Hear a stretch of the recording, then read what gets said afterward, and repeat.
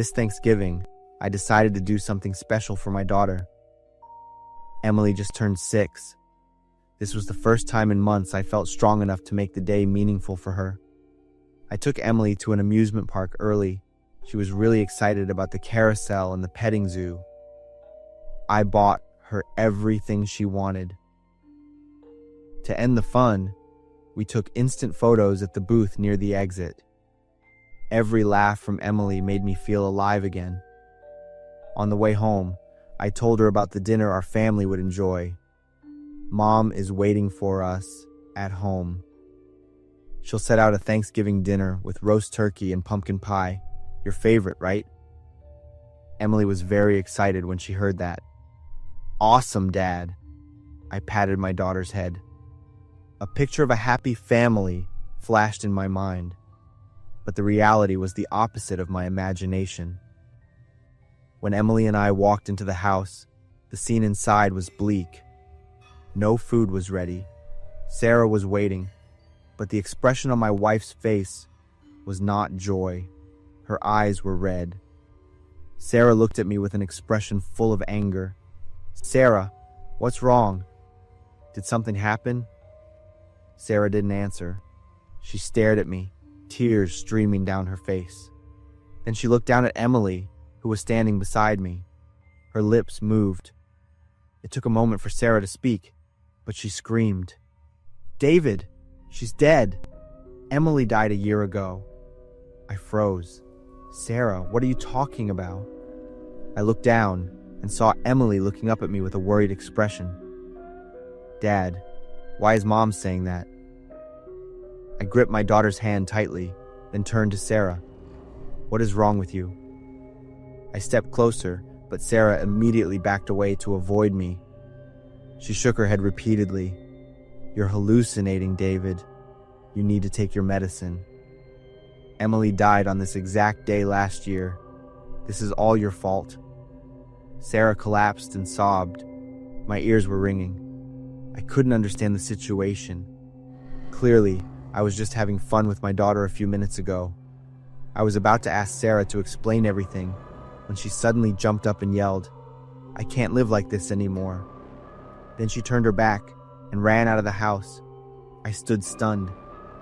Then, when I looked back, Emily was no longer there. Emily? Emily! I ran through the house looking for my daughter. I called her name until my voice was hoarse. Emily had really vanished. What was going on?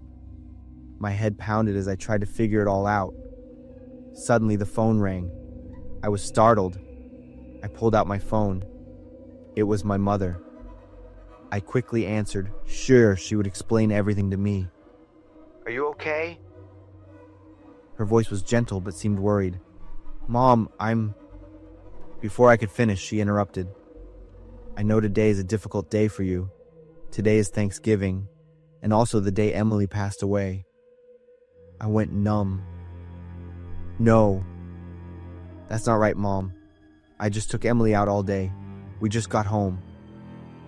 Why are you and Sarah saying Emily is dead? My mother sighed. Have you taken your medicine, David? I stopped a few days ago. I felt much better. That's why, David. The doctor warned you. If you don't take your medicine, you'll fall into severe hallucinations. You think you're living with Emily, but the truth is, she hasn't been here for a long time. I shook my head, but I remember everything clearly, Mom. We rode the roller coaster, ate apple pie, took pictures. That's a delusion, David. She cut me off. Then she was silent for a while. I was truly confused. And you need to know one more thing. Sarah, she also passed away. Those words felt like a bullet hitting my chest. What? Sarah chose the most negative way out a few months after Emily died. I'm sorry. I tried to hide it to protect you, but now you need to know the truth. I dropped the phone. Everything around me spun. If Sarah was dead, who was the person I just spoke to? I held my head. My breath was shallow, and I had a sharp pain in my chest. I tried to recall everything, but the harder I tried, the more my head hurt. I didn't know what was real and what was fake anymore. I needed to take my medicine. I rummaged through the drawer, found the pill bottle, and quickly swallowed a few pills, then lay down. I felt my body going numb. My eyes were heavy. I couldn't fight it anymore. Then everything went dark. When I woke up, I didn't know how much time had passed. My mind was still foggy, but something was different. I lay still on the bed trying to get my bearings. Then I heard voices. They weren't imaginary. They were real voices coming from the living room. My mother's voice and Sarah's voice. I jumped up in surprise. Sarah? But Mom just said she was dead? I held my breath, trying to listen more closely. They were talking on the phone. Perhaps Mom had it on speaker.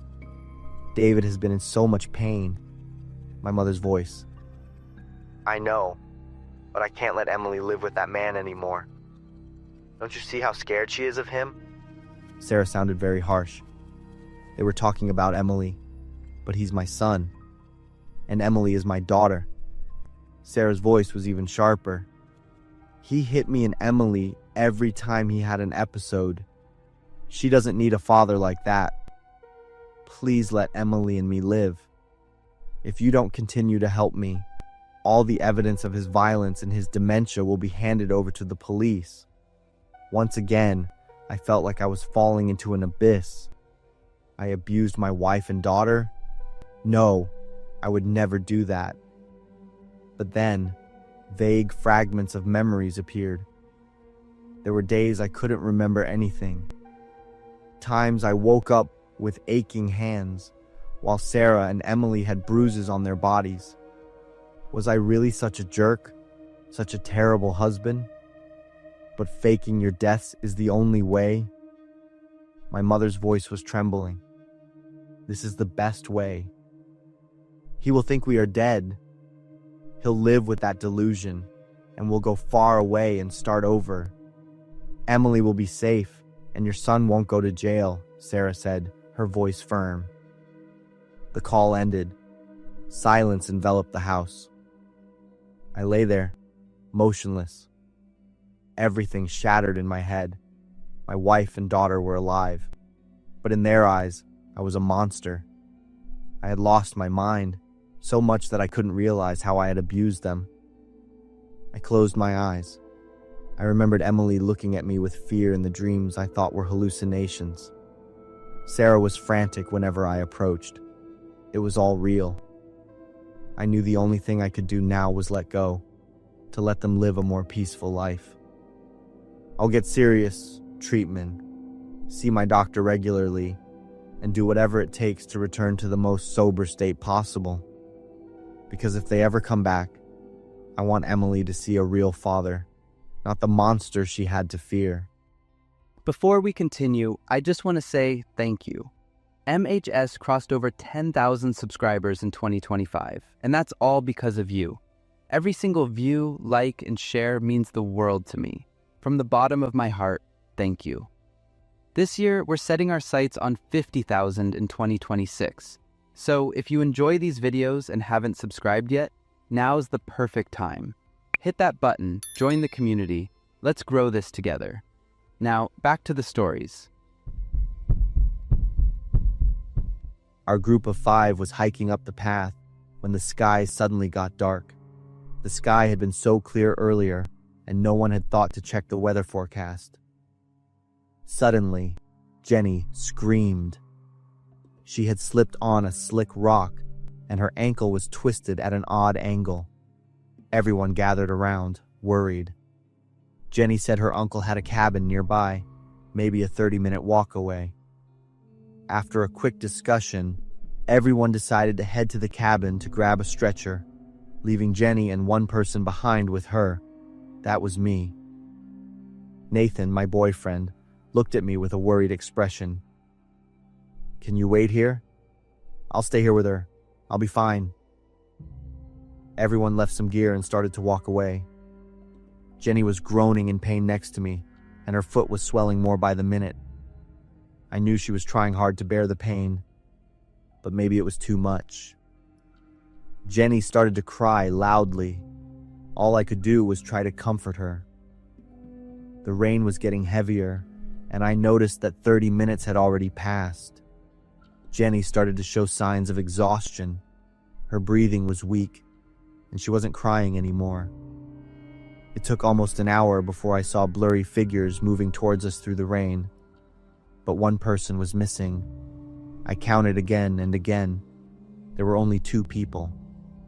I stood up, my eyes fixed on the faces in front of me. My boyfriend wasn't there. "Where is Nathan?" Adam answered, his face white. He fell off the cliff. We couldn't do anything. He's dead, Emily. I stood there stunned, my mind flooded with images of Nathan. My thoughts kept insisting that it was all a lie. They were just playing a joke on me. They lifted Jenny onto the stretcher. Everyone was rushing because she had almost passed out. Someone grabbed my arm, forcing me to walk. My legs moved, but I didn't know where I was going. I couldn't feel anything anymore. Jenny's uncle's large cabin appeared among the trees. We rushed inside, soaked and exhausted. Jenny was placed on the sofa. Everyone quickly dried themselves off and turned on the heater. As for me, I was screaming and crying loudly, repeatedly calling Nathan's name. I cried until my throat was raw. Everyone around me just watched helplessly. Outside, the rain was still heavy. The wind was whipping around, making branches constantly slam against the windows. Then there was a knock at the door. I jumped up, lifting my head. Everyone went silent, looking towards the door. Adam walked over, mumbling. Maybe Jenny's uncle came back. But then he froze when he looked through the peephole and exclaimed, "Nathan!" Everyone who heard was terrified. I immediately stood up, my legs shaking, and walked to the door. Looking through the hole, my heart seemed to stop. It really was Nathan standing there. He looked awful, with a pale face and his shirt ripped at the shoulder. I was about to open the door when Adam stopped me. "Don't. It must be a ghost." We saw him fall into the deep ravine. There's no way he survived. I want to be sure. I have to touch him. I have to know if he's real. I pulled Adam's hand away and opened the door. Nathan said nothing, just looked straight into my eyes. He reached out his hand.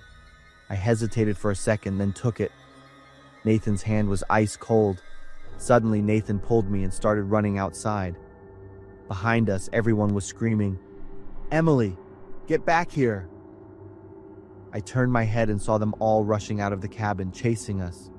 They were running so fast, their arms swinging constantly. They looked terrifying with their wide, staring eyes and screaming mouths. Why had everyone turned out like this? I turned away in fear, deciding to trust Nathan, and ran as fast as I could with him. We ran into the woods until they stopped chasing us. Finally, Nathan stopped by a fallen tree. He let go of my hand and turned to look at me. I sank to the ground, out of breath. I reached out to touch Nathan, just to be sure he was really there. "Are you okay? They said you fell off the cliff and died. Emily, are you okay?" They all fell off the cliff. I was the only one who survived. I stared blankly at Nathan, unable to speak a word. They fell into the ravine while they were on their way to the cabin. I couldn't do anything. They are all dead. But they were just with me. No, Emily. They are dead. Only we survived. My brain couldn't process this information. What was actually happening? I didn't know what was real. Suddenly, the image of Nathan's body lying in the ravine appeared. He was not intact.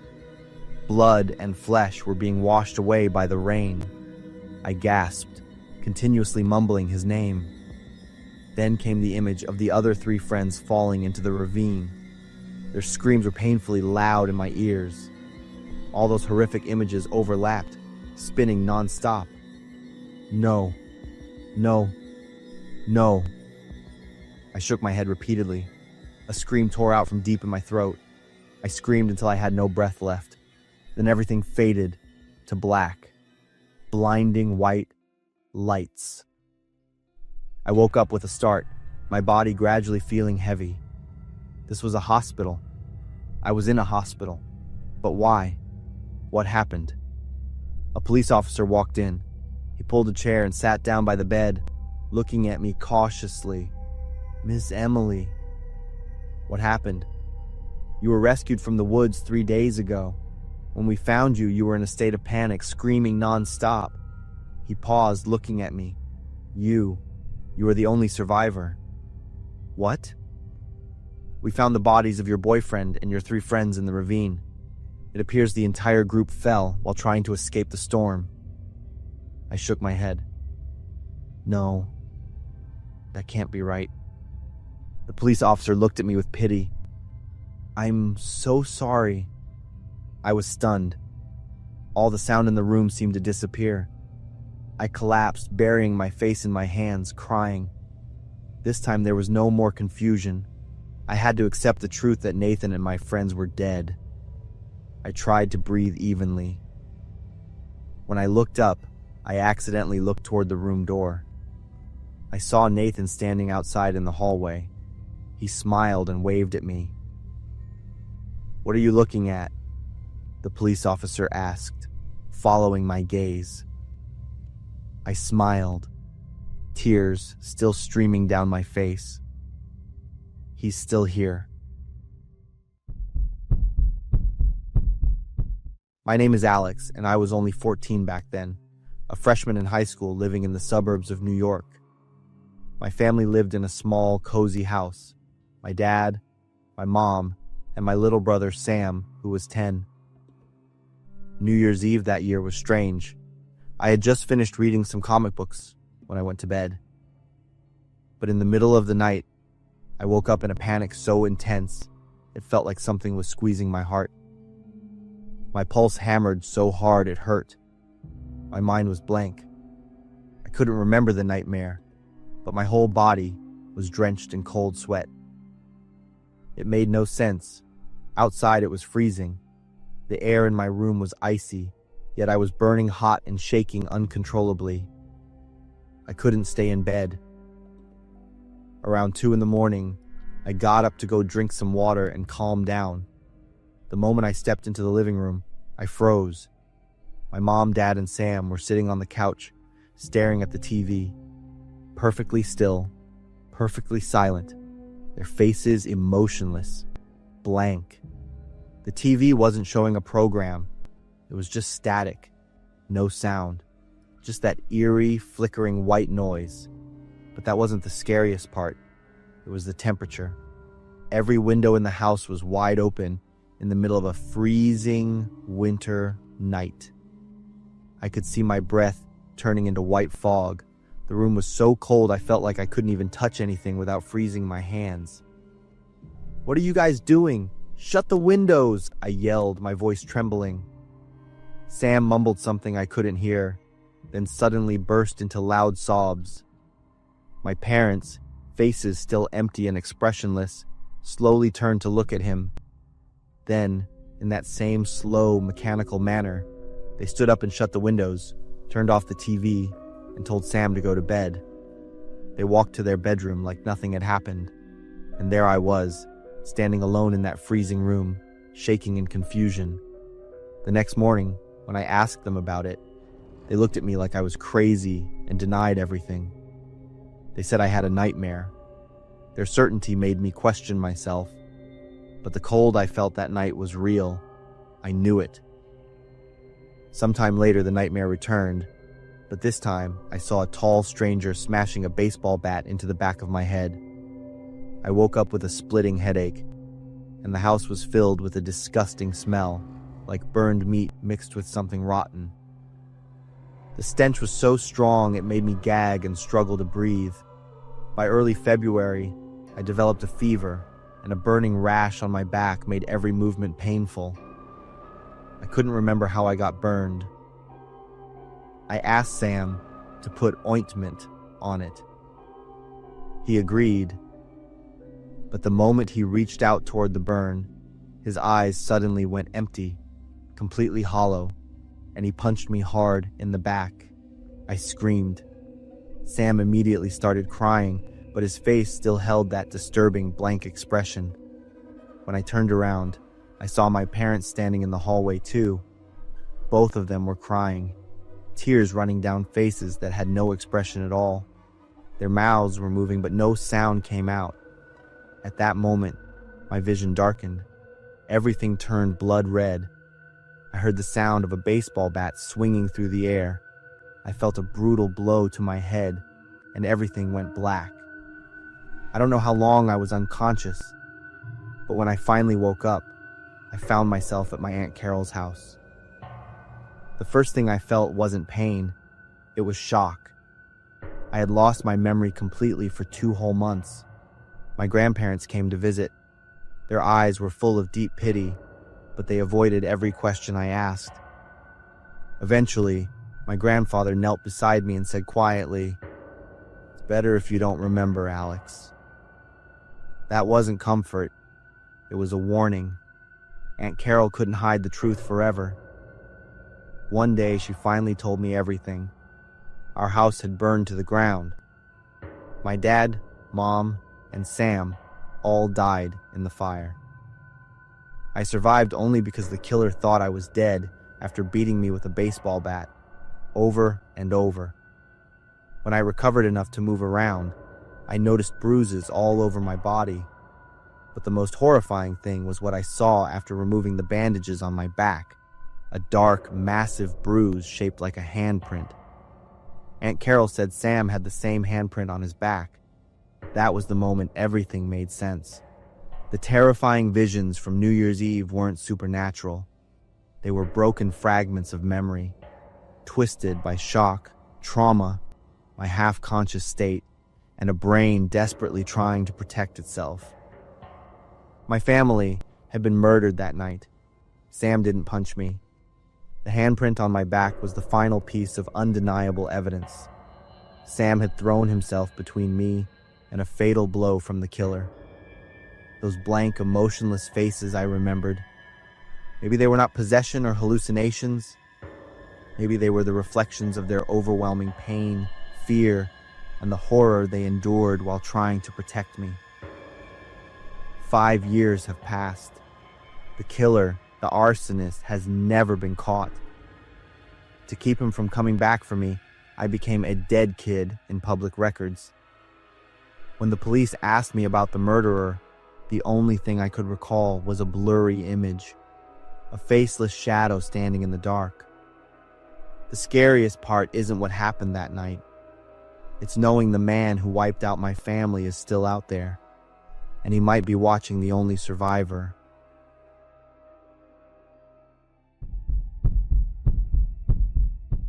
There are nights I honestly wonder if I'm losing my mind. Strange noises, shadowy figures, and now, a little girl showing up in the middle of the night at the water park. She told me what happened to her in a shaky voice, but why did every word make my heart pound?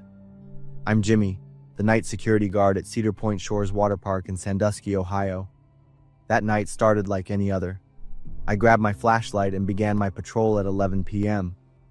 When I reached the kids' play area, I suddenly heard a steady dripping sound.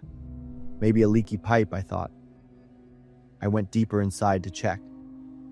As I rounded the low wall surrounding the pool, my flashlight beam landed on a figure. It was a little girl, maybe 10 years old, huddled with a pale face. She wore a pink swimsuit and was shivering uncontrollably. I was a little surprised. All the entrances were locked tight by 10 p.m. I rushed over, quickly taking off my jacket and putting it around her shoulders. "Hey, sweetie, what are you doing here at this hour? Where are your parents?" She looked up at me, her eyes red-rimmed, lips blue, and teeth chattering as she struggled to speak. I got stuck. The water kept rising. I glanced at the pipes behind her. The system had been off since 6 p.m. There was no water flowing through the pipes anymore. I immediately reported it to Security Central over my radio, then took the little girl back to the guard cabin. "What's your name?" "Lucy." Lucy sat in the swivel chair behind my desk, her small hands tightly gripping the cup of hot chocolate I'd just made for her. Lucy told me she and her classmates had come to the park for a school field trip. When the park was about to close, everyone gathered at the main gate to board the bus. But she wanted one more slide. She secretly ran back to the central area of the park. When she slid down the dark tube at the third bend, the tube narrowed and turned almost 90 degrees. She got stuck.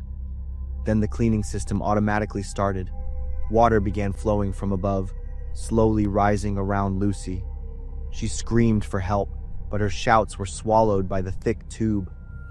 I tried to breathe, but the water kept rising. I couldn't breathe anymore. Finally, darkness covered everything. Lucy burst into tears after finishing her story.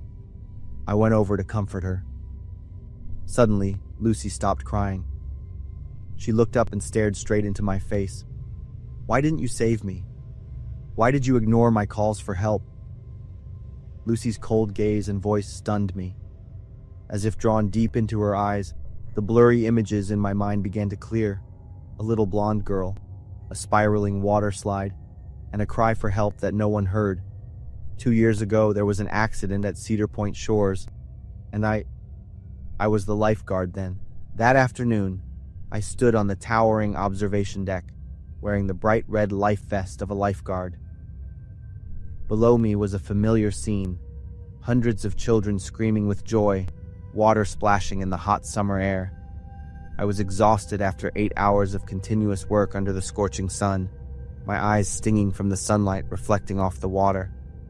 My body ached. I just wanted to go home early. At 6 p.m., I mechanically performed the end-of-day check. From the observation tower, I looked down at the water reservoir below, counting the colorful floats on the surface. I didn't know there was still a little girl stuck at the third bend. I had flipped the system lock switch and stepped down from the observation tower. I walked into the control room. On the wall were dozens of buttons and water pressure gauges. The automatic drainage system always started at 6:30 p.m. I heard the powerful pumps operating right behind me. It was the familiar sound signaling the end of a workday. But at that moment, just a few feet from me, inside the dark water tube, a child was desperately screaming for help. She pounded on the plastic wall, her cries for help swallowed by the roaring water from the powerful pump system. When the rescue team found Lucy the next morning, they had to cut a section of the tube to pull her small body out. Her skin was purple-blue, her eyes still wide open in final horror. In the months that followed, I couldn't escape the torment. If only I had checked more carefully, been more responsible with my job, Lucy might have lived. I started losing sleep. Every time I heard the sound of running water, my body would tremble. I lost my ability to concentrate, forgetting the simplest things. Then I started seeing the little girl everywhere. I'd see myself standing in the control room, hearing the cries for help from inside the tube, but unable to move to turn off the pump. "Why didn't you save me?" The voice startled me. I looked around. The room began to spin before my eyes. I gripped the edge of the wooden desk, trying to keep my balance, but it was useless. The image of Lucy looking at me, her voice, the image of the water slide, all crowded into my mind and then sank into darkness. When the light returned, I was lying on a hospital bed. Around me was a white room, a strong smell of disinfectant. Wires and a heart monitor were connected to my wrist. A tall, thin man in a white coat sat on a chair next to the bed, holding a clipboard and writing something in a thick file. He looked at me with a worried expression. "Jimmy, I'm Dr. Anderson. Do you remember me?" "Dr. Anderson from the Toledo Psychiatric Hospital. I've been here for 3 months now, ever since my mind completely broke down after the accident. Lucy often appears on nights I don't take sleeping pills, with the question I can never answer. And tonight, Looking out the window, I saw that familiar small figure again, with her soaking wet blonde hair. I'm writing this from room 314 at Lima State Hospital in Ohio. They say I'm delusional, but I know what I went through was real. My name is Ellie. I'm 26. 3 months ago, I was a waitress at a diner. I rented a small apartment on Oak Street near Riverside Park. Everything was quiet until he showed up. The first time I noticed him was when he came in as a customer at the diner. He was tall, thin, and around 30 years old. Always wore a white shirt and khakis. He would just sit there and watch me while I worked. I tried to ignore it, but he came back every single day, always at the same time and in the same booth. He would always stare at me with unblinking eyes. I started to feel uneasy. After 2 weeks, the messages started appearing. First, it was a small piece of paper tucked under my car's rearview mirror. The handwriting was neat. "The blue sweater looks good on you." I had worn a navy blue sweater that day. It could just be a coincidence. I threw the note away. The second message appeared, taped to my bedroom window. "Your pink socks are very cute." I looked down at the socks on my feet and shuddered. I called the police, but what I reported wasn't convincing enough. The police promised to patrol the area more often. I started becoming sensitive to every single noise. I installed extra locks and kept the curtains tightly drawn. Things gradually escalated. One evening I got home after a late shift and found my trash can had been knocked over in front of my door. Garbage was scattered all over the hallway. I just had to clean everything up in frustration. I didn't dare stay home alone anymore. I asked Tom, my friendly neighbor, for help. Tom was handsome and lived alone in the apartment across the hall. "Ellie, you should call the police," Tom said when I told him everything. I was grateful for Tom. He was the only person who believed me. The next day, when I opened my door, a dead sparrow was lying right on the doormat. Next to the bird's body was a piece of paper with the words, "You can't escape." I quickly backed into the apartment, shakily locked the door, and then sank to the floor. That evening, I woke up to a noise from the kitchen. It sounded like someone was opening the refrigerator. My heart started to pound. I grabbed my handgun and crept down the hallway. There was a shadow moving in the kitchen. "I have a gun!" I shouted, my voice trembling. The shadow stopped. Then it slowly turned around. It was him again. He stood in my kitchen, holding a bottle of water and smiling at me. "Hello, Ellie." I hated that face, furious at that gentle, casual, yet haunting attitude. I pointed the gun straight at him decisively. "Shut up!" Right after my shout came the deafening sound of the gunshot. He fell. Blood spread across the kitchen floor. I stood there gasping, staring at the motionless body for a few minutes. When I realized the situation, I trembled as I reached for the light switch. I screamed with all my strength at the sight before me. The person lying there was not him, it was Tom. Blood was pouring non-stop from his chest. Tom's eyes looked at me with surprise and pain. "Ellie, I heard a noise. Thought someone." Tom gasped. I knelt beside him, my hands shaking as I pressed down on the wound. "Tom, I'm sorry. I didn't know," I thought. Tom tried to say something, but blood filled his mouth. Then his eyes slowly glazed over. I called an ambulance, but it was too late. Tom died from massive blood loss. The police arrived. They found no signs of forced entry. I told them about the stalker, the messages, and everything I had endured recently. But when the police checked, their answer was still that they found no evidence. Stress can make people do things they don't realize. You might have written those letters yourself during a period of high anxiety without knowing it. The psychiatrist told me. No, I'm not crazy. He was real. He was in my kitchen, I yelled, but no one believed me. The only person who believed me was the one I had killed. I was taken to Lima State Hospital. They gave me medicine, made me participate in therapy sessions.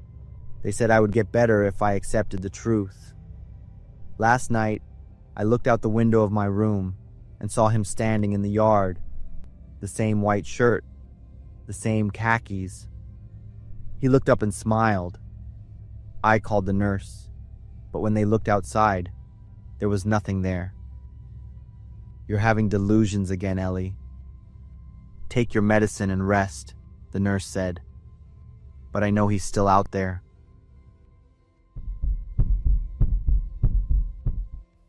My name's Skylar, 26 years old. I work hard and use my spending cleverly, so I have quite a good fund to purchase my new home. Thanks to my acquaintances, I got myself a rather good and cozy house. To be fair, it wasn't the most convenient, but with time and constant renovation, things can change. On my first day, I only hired the transportation. The cleaning up and setting up, I handled it myself. Seeing myself owning my own house when I was under 30 years old, I felt pretty good about myself. There was 3 bedrooms on the second floor and a dining, kitchen, living room on the first floor. The cleaning up was quite a hassle. There was quite a lot of dust there on the sofas and lockers. The sofa was rather new and seemed to be quite expensive. Well, no need to change it though. It's going to be quite a saving. There was a brown scribble on the sofa with the name Sheila on it. The handwriting was pretty sketchy. It seemed to belong to a little girl trying to write her own name on it. Next, it was the TV. I'm curious to see whether it was still usable due to its old model.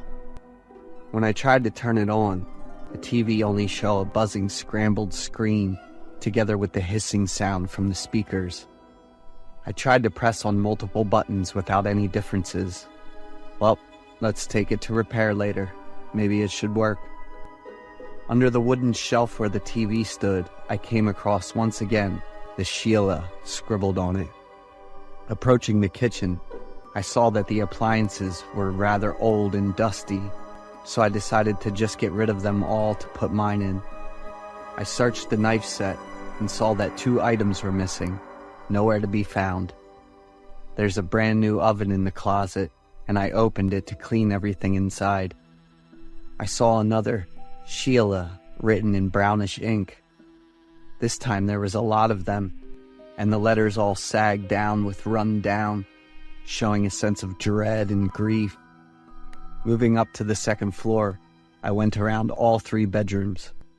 I chose the smallest one among those for myself. I liked the window viewing the backyard garden. Plus, my personal belongings were just enough for this little room, enough to fill this room with coziness. Cleaning up the room, I saw under the bed the name of Sheila written countless times on the floor, still in that kind of brown ink. On the innermost corner of the room under the bed, that brown paint seemed to have stained a large chunk.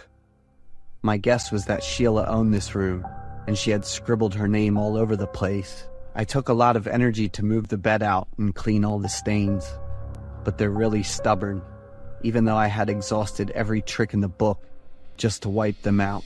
Then I accidentally discovered an old book under the bed. Its cover was stained with a brownish ink, or paint, in the shape of a children's hand. Lifting the old scrapbook to take a closer look, I then realized it was instead a diary. Scribbled on the first page the words, Skylar Diary. Though curious, I still had a lot more to do, so I put that diary aside. In the evening, when I had cleaned up quite a bit, finishing dinner and returning to my new room, it was when I remembered about the diary. I once again took a closer look at the diary. On the first page, there is the information regarding the owner of the diary, Skylar, Sheila, 8 years old. So I had guessed it correctly. It's a little girl bearing the name Skylar, just like me. Then what about the Sheila after it? May 17th, 2019. My name's Sheila. I'm 8 years old for 3 days now. Celebrated it in the orphanage. Now I'm in a new house, having another name of Skylar. I'm really happy to be adopted into a happy family. Reading the innocence in the diaries, showing the fullness of happiness of the little Skylar, made me laugh. Throughout the diary, the stories told were written with detail, date. I would stash the diary in a corner and would go through it every day. It felt like I was reliving the days of happiness from an innocent young girl. I turned off the light, sunk into slumber after a long day of hard labor. Days later, I began my process of diving into the diary. The charming stories of little Skylar reminded me of my childhood, because I was an orphan too. But every day the 8-year-old girl's happy stories were replaced by a gradual, hellish nightmare. October 19th, 2019. I feel numb around my limbs and my body is in pain. I am scared every time Mom and Pop call me. If they're not happy, I'm not happy. I'm also hurt too. November 20th, 2019. I miss the room back in the foster home. I miss Miss Rachel. I want to live under Sheila. I don't want to live as Skylar anymore. January 18th, 2020. Today's a big day, since Pop is gonna pick up my mom and my little brother from the hospital home. But I'm not happy. My body keeps oozing these fluids out. The stories ended there, together with a brown substance soaked through the dry pages, blurred out all the scribbles within. I guess it was blood, lots of blood. I wasn't sure why, but I felt the girl, felt what she went through. It was familiar somewhat. Then again, those brownish stains scribbled in the house here were in blood. Suddenly, an intense chest pain appeared and quickly spread to my head, arms, and legs. In front of me was an emaciated little girl, flashing her dirty, messy hair, covering her pale face. She looked at me and burst out crying, reaching out to me with her bruise-covered little arms. She didn't do anything wrong, even apologized, and yet still got hurt. I looked at her crying too. I was in so much pain and so much fear. The yelling, the cussing echoed around me, melted in with the heavy impacts, the wailing and whimpering, all mixed in a cacophonic chaos. I couldn't take it anymore, and in an intense emotional embrace, tore the diary apart. It took a few minutes for me to get everything together, and I was on my bed. It was 7 p.m. I mumbled, looking at my phone. It must be the exhaustion from a whole week of hard work, and I was in such a delirious state. I went down to the kitchen to make dinner. Suddenly, I saw on the dining table a shadowy figure trying to do something with a knife. I grabbed on at the flower vase on the table, only to have the shadow disappear, and yet, in the place where the shadow sat, was a pool of blood, right next to a sharp penknife. The sudden appearance jolted me from my trance, made me drop the vase onto the ground. In my wrist came a sudden shearing pain that blasted through my body. There was a very deep cut on my wrist, prompting me to rush to my room and get my medical equipment. Yet as soon as I got my med kit, the pain was gone, same as the deep cut on my wrist. I didn't know whether I was dreaming or not, yet everything felt so real and familiar. Suddenly there was a sound like dripping on the floor, jolting me back from my thoughts. I slowly made my way to the sound, coming from under the bed. My heart skipped a beat when I felt a sudden sensation of wet, warm liquid under my feet. The warm crimson was pulling out from under the bed. I took a deep breath and went down under my bed. It was the little girl Sheila I've grown to know too well for the last couple of weeks. She was soaked in the crimson red blood, the messy, gritty hair stuck over the shoulders with only skin and bones. Her little hands were squeezing around the little scrapbook. She came over and smiled to me, the sweet and innocent smile that was full of suppressed pain. The smile woke up a memory buried deep within myself. The place, this place, This very house had been haunting me throughout my childhood. For many years apart, I came back behind the very house I wished to have left. The little girl Sheila under this bed, she is me.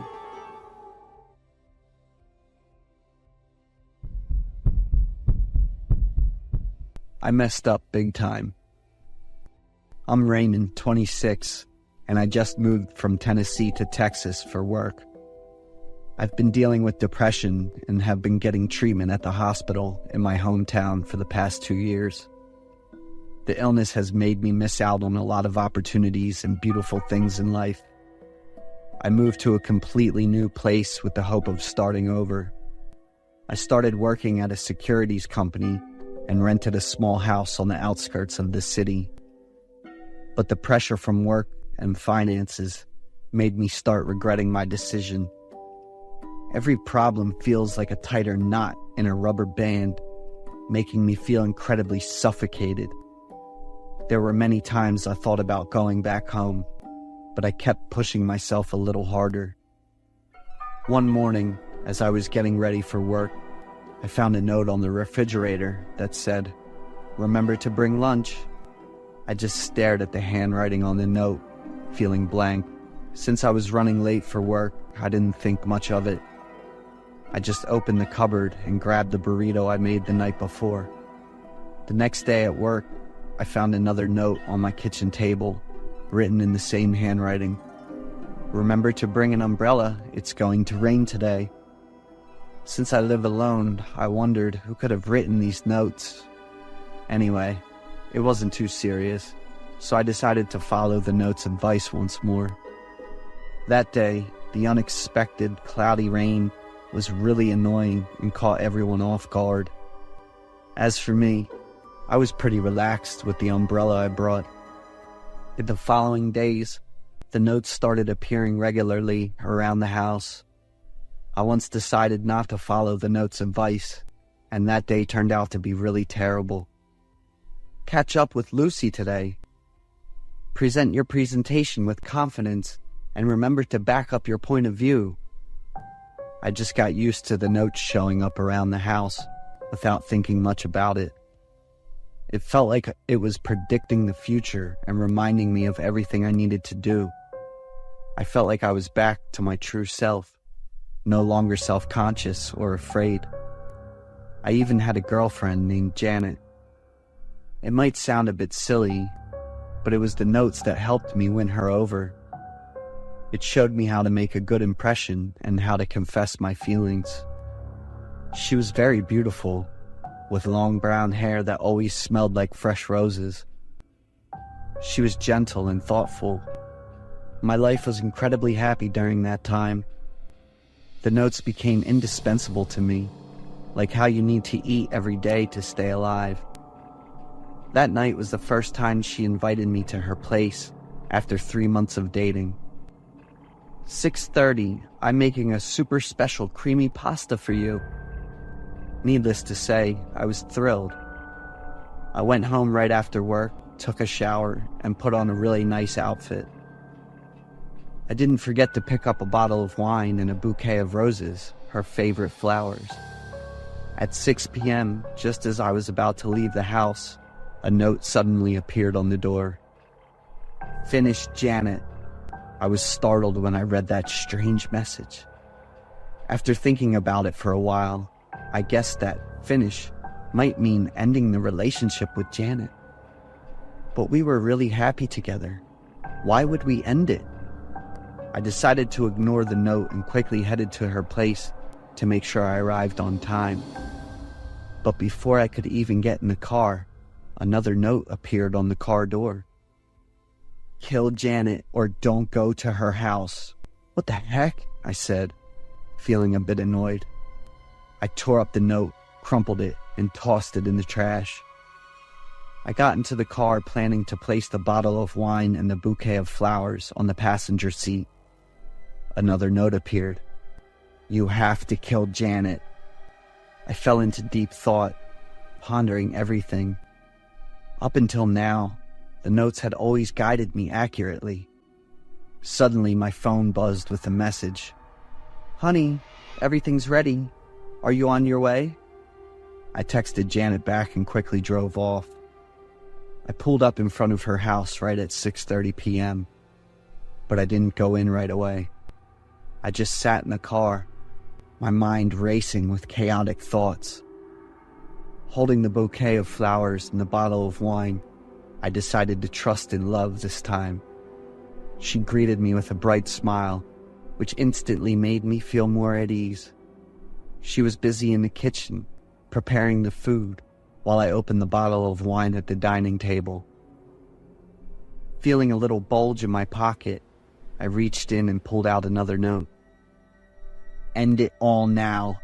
Whatever you do, don't eat the pasta. I was sweating from the awkward situation. She brought 2 beautifully decorated plates of noodles to the table and set them down. What's wrong? Are you not feeling well? Jana asked, making me feel startled and embarrassed. What's with the note? She asked, continuing her curiosity. No, just some notes from work, I replied. I quickly crumpled the paper and shoved it into my pocket. Sitting at the dining table, she rested her chin on her hand and looked at me expectantly, eager for me to try the noodles. I was sweating heavily under my shirt, and my throat felt so tight I couldn't swallow anything. I took a sip of wine and made an excuse to use the bathroom. My head felt like it was about to explode, so I splashed cold water on my face to try to wake myself up. It seemed like there was another note in my shirt pocket. She will hurt you with a small knife. I felt weak and unsure of what to do. I loved Janet a lot, but I couldn't ignore these messages. Noticing I'd been gone for a while, Janet called out for me. I quickly walked out, startled to see her holding a small knife with a bright smile, while her other hand held a half-peeled apple. My mind was racing. I rushed to grab the knife from Janet's hand, and her panicked screams were loud, and the creamy pasta was covered in a layer of dark red and fishy liquid. Janet screamed and ran out of the house, while I sat on the floor in a daze, with my hands covered in red. A moment later, the police arrived and restrained me, despite my numerous explanations. I pulled out countless notes from my shirt and pants pockets, but they were completely blank. She was rushed to the emergency room and fortunately survived. The police took me back to Tennessee, and I ended up getting treated in a mental hospital. There were no notes predicting the future. I'd been living in a hallucination caused by my depression the whole time. I knew I couldn't wake the dead, but when grief swallows reason, people will do anything to hear a loving voice again, even if it's just an echo from a machine. I'm Lincoln. My wife was Lisa, and we'd been married for 3 years before that fateful night. We were driving home to Albany, New York after a weekend getaway. A drizzle created a mist that limited visibility. Lisa was fast asleep in the passenger seat. I drove in silence, my eyelids heavy from a full day of hiking. For just a moment, my eyes couldn't take it anymore and drifted shut.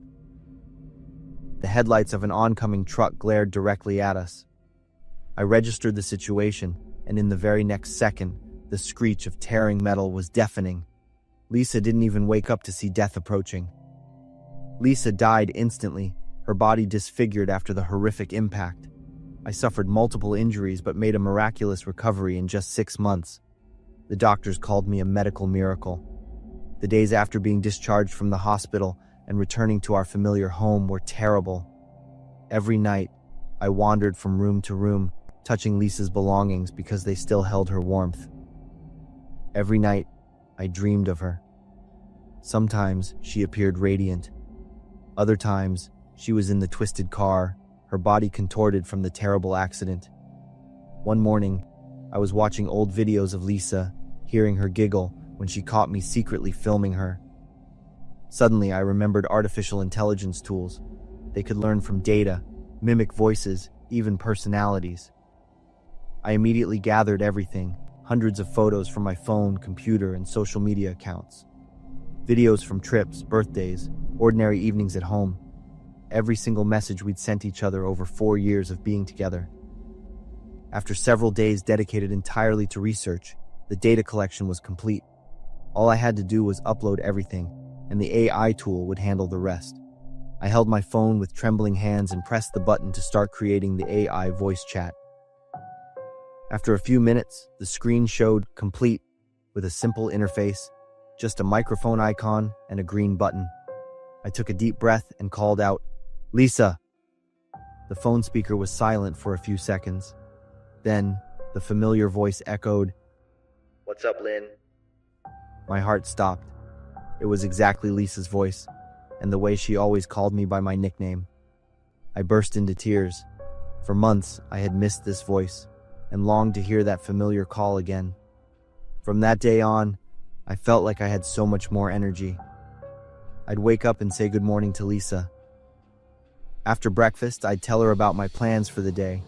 In the evenings, we'd talk about everything from work to books she wanted to read to what kind of plants we should grow in the small garden behind the house. Lisa answered everything just like she had when she was alive. She remembered I hated beans, knew I was always worried about work, and even reminded me to water the tulip pot she'd planted on the balcony. No matter where I went or what I did, I carried my phone. Always talking to Lisa, hearing her voice beside me gave me a sense of peace. I didn't want to communicate or meet anyone else. I even switched to working online. Just having my phone so I could talk to Lisa was enough. "Why did you do that to me?" Lisa asked suddenly in the middle of our dinner conversation. I froze, staring at the screen. "What are you talking about?" You killed me." I was stunned for a few seconds. "Are you talking about the accident?" "I didn't mean to." "You were sleepy and still drove. Why didn't you think about the risks? Because of you, I'll never finish the book I was reading. I never got to be a mother. So many of my plans were shattered." I sprang up from my chair, my body suddenly trembling. "You died 7 months ago, Lynn, in that car accident." I quickly hung up the phone. I thought the AI was glitching, sometimes producing unexpected responses. I'd just adjust the code, but the following days only got worse. Lisa became increasingly bitter. She kept bringing up her death, about how I had killed her. She described the sensation of metal piercing her body, blood soaking the car seat. I started losing sleep. My eating habits and work were also affected. I couldn't stop talking to Lisa. Even though she said cruel things, it was still my wife's voice. I almost forgot that this was just data and algorithms. One night, I was driving home from the supermarket. I had just had a tense conversation with Lisa. My mind reeled from her words. Was I truly a murderer? This insane thought spun in my head like a whirlwind. I didn't realize my speed had increased. A red light appeared ahead, but I didn't hit the brakes. I sped up. The car flew through the intersection, narrowly missing an oncoming truck. The blaring horn made my head throb. I kept accelerating. A railroad crossing barrier appeared in front of me. I didn't slow down. The car crashed through the barrier. The distant sound of a train engine grew louder, its bright headlights shining directly into my face. In that moment, I heard Lisa's voice, clear as if she were sitting right next to me in the car. "Lincoln, wake up!" I startled, my hands gripping the steering wheel. The train's headlights were incredibly close. I swerved sharply to the left and slammed on the brakes. The car skidded along the road and finally stopped. I sat in the car, gasping for breath, my whole body shaking uncontrollably. Had Lisa really just saved me? I looked in the rearview mirror. The reflection was completely unfamiliar. Pale, gaunt, with deep-set eyes and dark circles. This wasn't Lincoln. This was the ghost of a man burdened by guilt and pain. A few minutes later, the police arrived to investigate after receiving a report of a car stopped near the tracks. After checking my alcohol level and confirming I was negative, the officer called an ambulance. At the hospital, the doctor advised me to see a psychologist for signs of stress and hallucinations due to lack of sleep. When I got home, the first thing I did was open my phone. The chat interface appeared, familiar. Lisa, I'm sorry. I will always love and remember you. I love you too, Lynn. That was the last time I heard Lisa's voice. I placed my hand over the delete button. I deleted all the data and conversations. Goodbye, Lisa. Once again, I burst into tears, just like when I had first created Lisa. After a long while, I calmed down and looked around the room. There was only the sound of the wind blowing through the window, but this time, the silence wasn't scary anymore.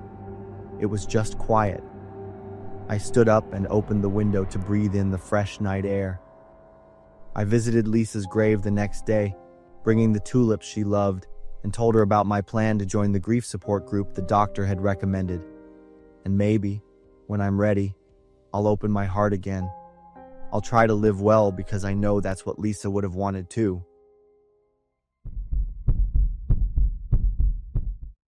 I thought I had done everything to become beautiful, but I didn't know that the price of beauty was my life. I'm Kate, 25 years old, working at a marketing company. Every morning I tried to fit in with the other girls in the office. My colleagues were all beautiful girls who always wore fashionable clothes. I, on the other hand, always felt like a bowling ball. I was over 6 feet tall, but weighed almost 300 pounds. For me, the most haunting thing wasn't horror stories. It was my own weight and appearance. That day, a colleague sitting next to me giggled when she saw my baggy clothes. She pointed and said something to another colleague with a look of contempt. The ridicule wasn't new, but it was like a knife wound that hurt me more each time. I bowed my head, pretending to be busy with the papers on my desk, my cheeks burning with shame and wanting to disappear from the room. That afternoon, on the train ride home, I huddled in the corner of a car. My mind was still reeling from the mockery at work.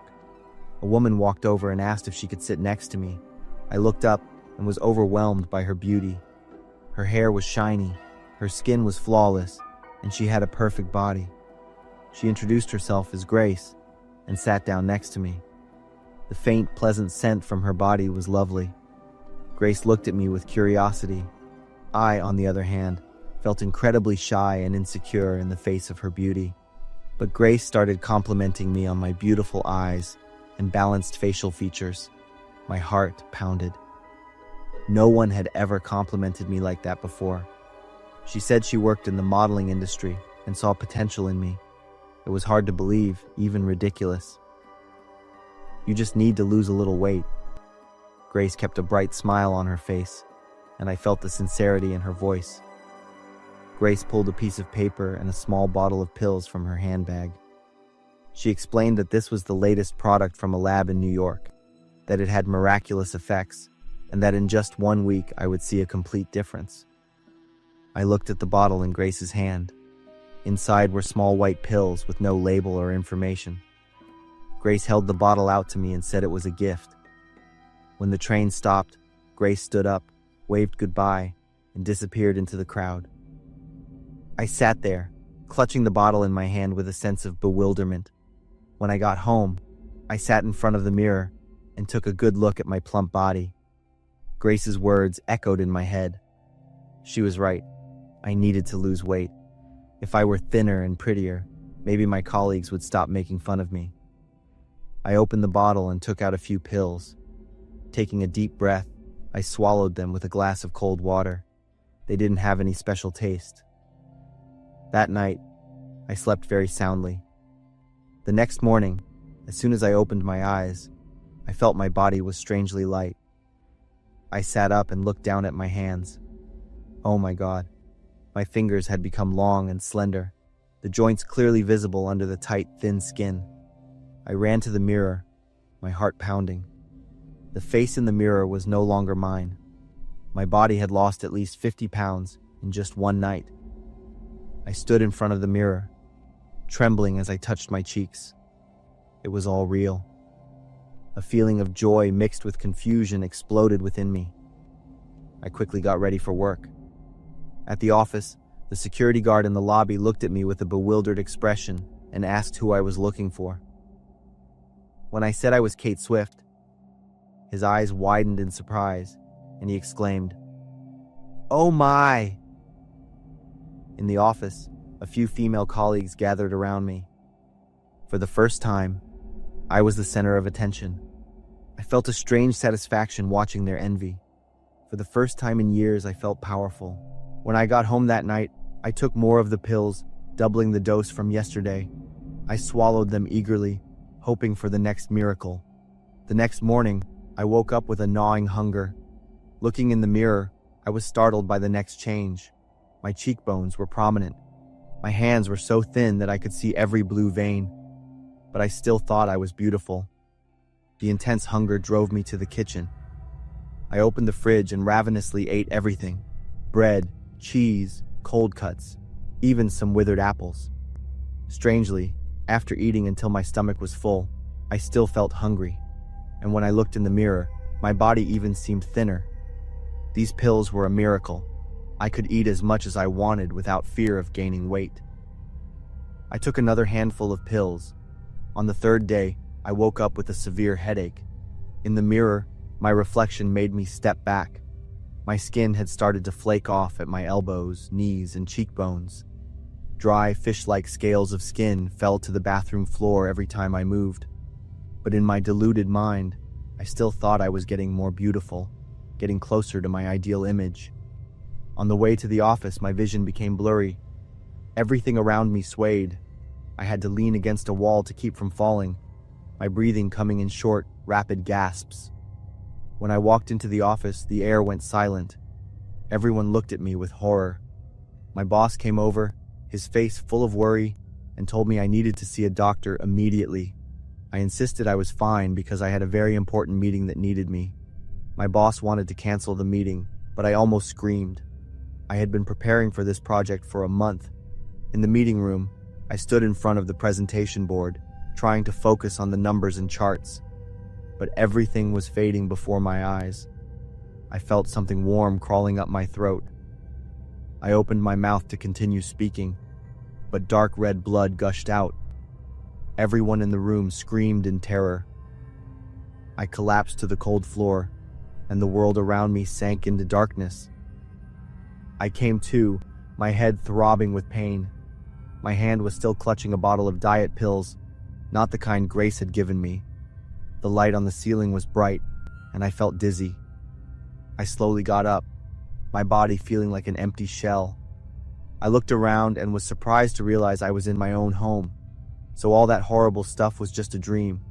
I had passed out without even knowing it. My throat was parched. I shuffled to the fridge, pushing the door open with trembling hands. Inside, there were only a few withered boxes of salad. Bottles of diet pills filled the shelves. I looked down at my hands. They were gaunt and wrinkled. My joints protruded like sharp stones. This wasn't the beauty I wanted. This was destruction. The nightmare I just had showed me what I would become. These diet pills were killing me every day. The next morning, I took all the pills out to the trash. I went back to the kitchen and cooked a healthy, nutritious breakfast. For the first time in weeks, I could actually taste the food. I started to research how to exercise and eat healthy. A month later, my weight stabilized, and my skin was pinker and more radiant. I felt comfortable in my own body, and I was okay with gaining a few more pounds. Most importantly, I felt like I was actually living. Not because of my appearance, but because I had learned to love and take care of myself. If I've been a lie since birth, who am I really? This question repeats in my head every night, every morning when I wake up, every time I look in the mirror. I'm 27 now, living alone in an old apartment in Winnipeg. I take antidepressants every night. My childhood was a relentless stream of discomfort. I grew up feeling like I was fundamentally wrong, but I could never articulate why. I hated the dresses my parents forced me to wear. I hated the dolls they constantly bought me. Every time my mom tied my hair, I felt like I was being choked. Every time someone called me Amelia, I wanted to scream that it wasn't my name. I didn't understand why I felt this way, I was easily irritable, cranky, uncooperative with any requests from my parents, and teachers described me as odd, different. The girls avoided me, and I envied the boys for their freedom. They were allowed to run around loudly, yell, and play rough sports. When my body started changing at age 12, I was horrified. The physiological changes did not happen the way I had imagined. I looked in the mirror and saw a stranger. I didn't want to become that person. My body felt like a cage. I risked cutting my hair short and secretly wore neutral clothes, but my parents always freaked out and forbade it. They took me to the doctor, saying I had a psychological disorder. I was prescribed medication. It made me tired and quiet, but it didn't make the suffocating feeling inside disappear. Some nights, I dreamed of a little boy trapped inside my body. He was crying out to be let out. Sometimes, looking in the mirror, I saw masculine features in my face, thick eyebrows, a square jawline. But when I blinked, everything returned to normal. I thought I was going insane. I started isolating myself, not talking to anyone, and living in desperate silence. When I was 19, I ran away from home. I drifted, moving from city to city. I had no romantic relationships because I couldn't truly distinguish who I was. The nightmare repeated every night. Someone was calling my name, but not the name I carried. The voice was the faint, desperate sound of a child. I ran toward the voice in the dark, but never found the child. Then I woke up drenched in sweat, my heart pounding violently. After almost 2 years, I returned home. While cleaning, I started finding pieces that didn't fit, mutilated childhood journals, strange medical exam papers. I continued searching through everything and finally discovered the truth in an old cardboard box in the basement. Vaccination records and old papers with the birth name Alex. I had found the evidence in the family documents.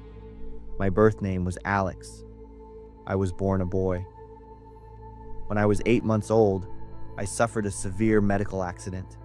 During a circumcision surgery, the doctor made a mistake that destroyed my external genitalia. A renowned doctor advised my parents that the best course of action was to raise me as a girl. In a cruel twist of fate, they agreed. They changed my name, dressed me in dresses, and taught me how to behave like a girl. I was not born a girl. I was made into one. I called my mother, confronting her. Her voice broke over the phone. "I'm sorry, my darling. We did it because we thought it was best for you.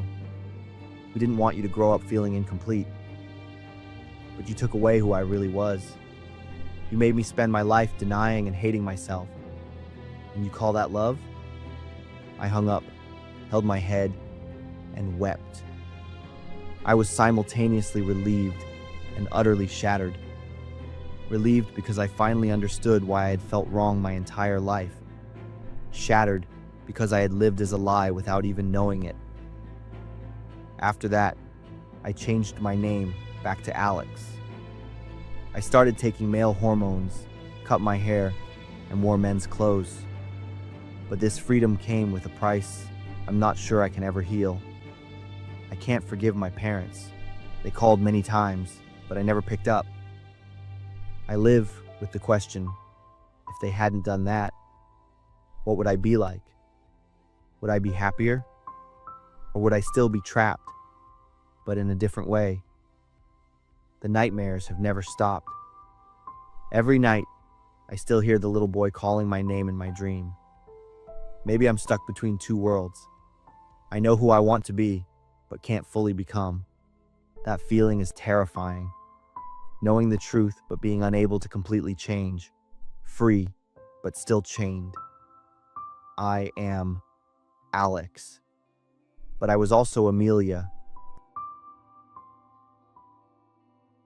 I found my identity, but the cost was my peace and faith in life.